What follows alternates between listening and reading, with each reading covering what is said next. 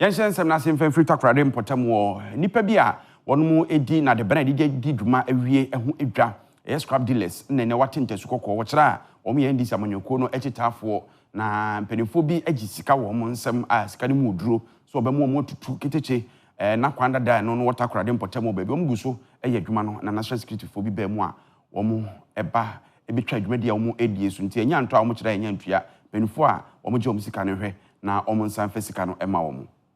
Scrap dealers be a womo takrade a national security for akosisa womo enema no womo kira enema ya womo abesisa no womo edwire omo pa na ye omo ye onipa baako a woni nsentwofo twetwe nkomo Alhaji Razak wo kire mu a enema ya womo abesisei womo tue sika 330 Ghana cedis edi ama efie NDC constituency chairman Seidu Adams enunti no eba ne sena sese moaba ebe logo efiri ho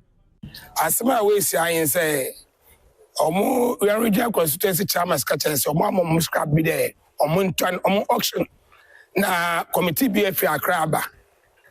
nti omo fi Akraba no omo si awu biala eye constituency ma efi there scrap dealer ebetuma to the amount of sky new currency 330,000 Ghana cedis blana ba to no mba mawo nzamane bi constituency chairman of NDC. People feel cry. Since last week Saturday, no start no gentleman no road ko. Obiala stop omu. Na ye wo constituency as they know. Ye 12 years come one. Na ye be man no stop here there. So omo ma yanko na ye adwuma na omo fa years come for me. Aye scarf no omo toni ma no. Omo ma yanko ye railways.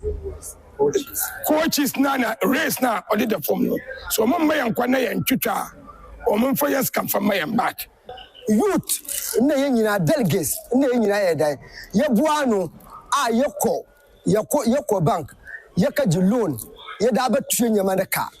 ndemde ye echina ya tue skana wie na sisi awaka da ye ba yadwuma na agreement in term dia since Wednesday Monday afternoon there yehu yara fan right akrafu no pese wo jinyema no fie nsem term dia ye scrap dealers ya wo ha de no ya se scraps ba na se ye beto a ye wo na akrafu ba wa ba se nyema na nyina doko